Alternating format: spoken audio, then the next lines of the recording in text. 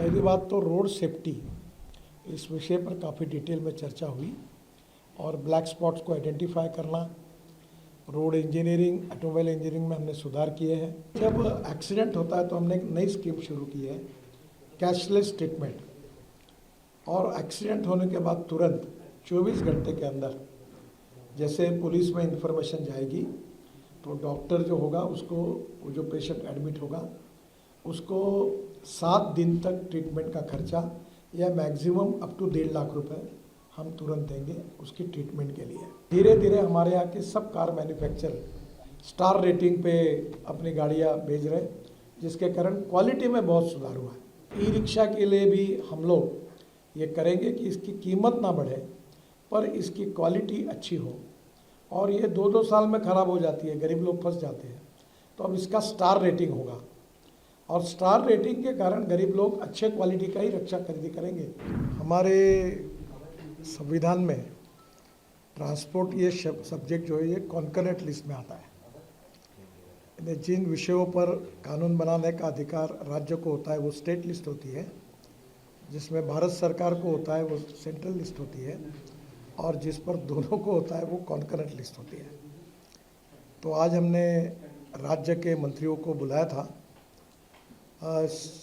कल दिन भर परिवहन विभाग के हमारे सचिव उमाशंकर जी और देश के सभी स्टेट के सचिव और ट्रांसपोर्ट कमिश्नर, इनकी दिन भर मीटिंग हुई। और आज हमने 7 जनवरी में 27 राज्यों के मंत्री आए थे, परिवहन मंत्री, उनके उपस्थिति में 17 विषयों पर चर्चा की है। ये दोनों मीटिंग में विशेष रूप से इस सेक्टर को ट्रांसफॉर्म कैसे करना, इसके बारे में ट्रांसपोर्ट सेक्टर को वर्ल्ड स्टैंडर्ड का करते हुए इसमें जो कमियां हैं उसको दोनों मिलकर, सबने मिलकर कैसे सुधारना, इसके ऊपर विचार हुआ। सबसे पहले प्रायोरिटी रोड सेफ्टी के लिए थी, और रोड सेफ्टी में 2024 का जो ये आ रहा है उसमें 1,80,000 मौतें हुई है। 30,000 लोगों की मौतें जो है वो हेलमेट न पहनने के कारण हुई है। दूसरी गंभीर बात यह है कि 18 से 34 वयोवर्ग में 66% मौतें हुई है। हमारे स्कूल और कॉलेज के सामने एग्जिट एंट्री पॉइंट में उसकी ठीक व्यवस्था न होने के कारण 10,000 बच्चों की मौतें हुई है। हमारी स्कूल के लिए जो ऑटो रिक्शा है और जो मिनी बस है उसके बारे में भी हमने नियम बनाए ताकि इसके एक्सीडेंट में बड़े प्रमाण पर मौतें हुई है। तो पहली बात तो रोड सेफ्टी, इस विषय पर काफ़ी डिटेल में चर्चा हुई और ब्लैक स्पॉट्स को आइडेंटिफाई करना, रोड इंजीनियरिंग, ऑटोमोबाइल इंजीनियरिंग में हमने सुधार किए हैं, और ड्राइवर्स के बारे में लेन डिसिप्लिन है, बाद में सिग्नल का, कानून के प्रति आदर और सम्मान रखने के लिए ड्राइविंग लाइसेंस के न होने के कारण ऐसे भी लोगों ने गाड़ियाँ चलाई, उसके कारण भी करीब 3,000 मौतें हुई है। तो ये सब आइडेंटिफाई करके रीज़न पे चर्चा हुई और आगे सबने मिलकर ये निर्धार तय किया है कि हम इसको कम करने की कोशिश करेंगे। दूसरा इम्पोर्टेंट एजेंडा था वो ड्राइविंग ट्रेनिंग सेंटर का था। हमारे देश में 22 लाख ड्राइवर्स की कमी है और उसके ऊपर भी आज हमने एक नई पॉलिसी बनाई है, और वो पॉलिसी जो है इस किताब में जो आपको देंगे तो ये भी चर्चा उसमें हुई। बाद में जब एक्सीडेंट होता है तो हमने एक नई स्कीम शुरू की है, कैशलेस ट्रीटमेंट। और एक्सीडेंट होने के बाद तुरंत 24 घंटे के अंदर जैसे पुलिस में इंफॉर्मेशन जाएगी तो डॉक्टर जो होगा उसको, वो जो पेशेंट एडमिट होगा उसको 7 दिन तक ट्रीटमेंट का खर्चा या मैक्सिमम अप टू 1.5 लाख रुपए हम तुरंत देंगे उसकी ट्रीटमेंट के लिए। बाद में हीट एंड रन विक्टिम्स जो है उसमें भी मृत्यु होती है तो हम 2 लाख रुपए देंगे। इसके साथ साथ ये कैशलेस ट्रीटमेंट में हमने पायलट प्रोजेक्ट कुछ राज्यों में किए, कुछ कमियां ध्यान में आई, उसको सुधार कर अब नए आदेश हम वितरित करेंगे और ये भी निश्चित रूप से उपयोगी होगा।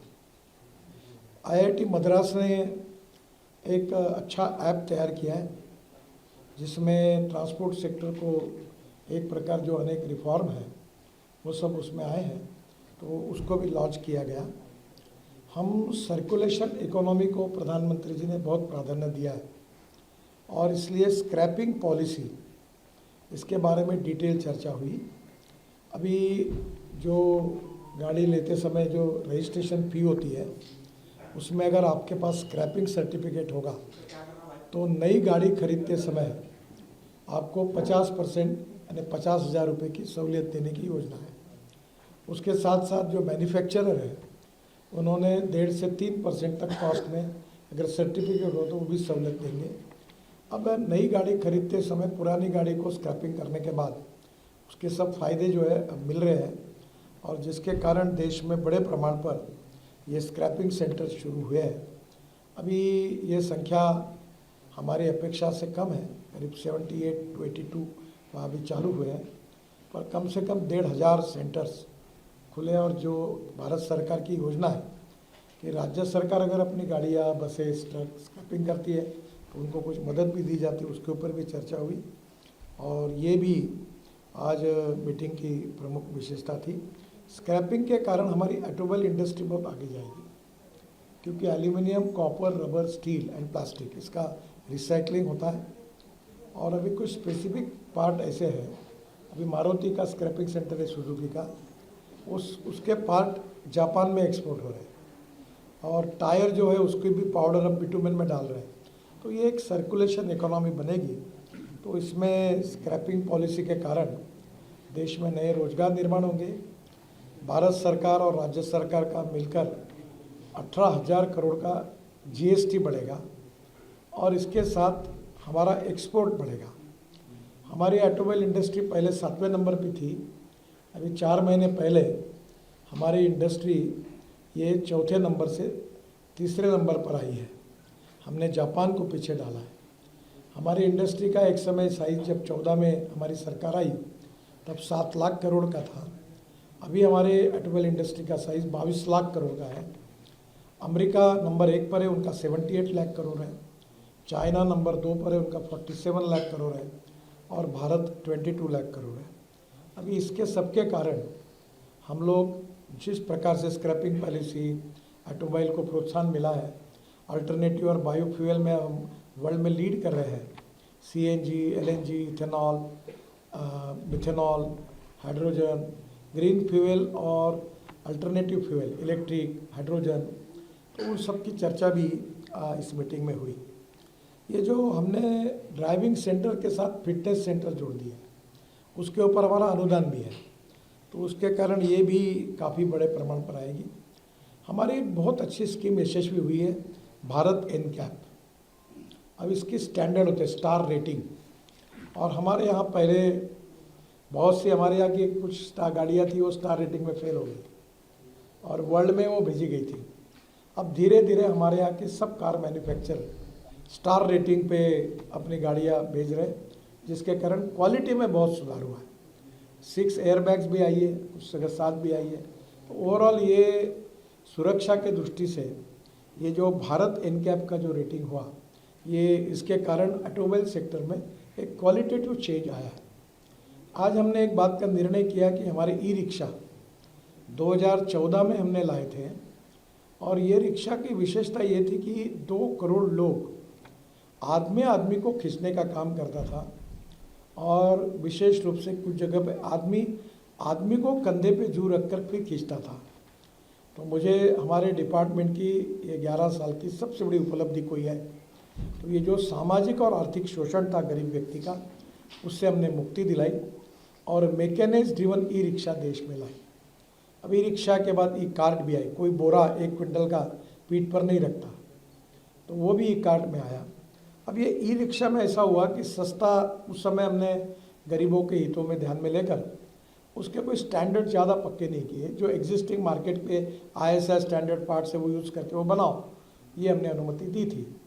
पर आज हमने आज तय किया कि जैसे हमने भारत एनकैप ये 4 व्हीलर के लिए और बाकी के लिए जो स्टैंडर्ड्स विशेष रूप से तय किए हैं, तो ई रिक्शा के लिए भी हम लोग ये करेंगे कि इसकी कीमत ना बढ़े पर इसकी क्वालिटी अच्छी हो।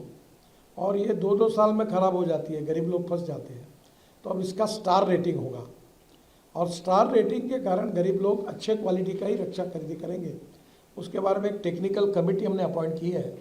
जल्दी ही वो इसके रेटिंग के बारे में जो स्टैंडर्ड्स है वो तय करेंगे और ई रिक्शा भी हमारे देश में एक अच्छे स्टैंडर्ड की तैयार होगी और अफ्रीकन कंट्री श्रीलंका, बांग्लादेश, इसमें उसकी बहुत बड़ी मांग है।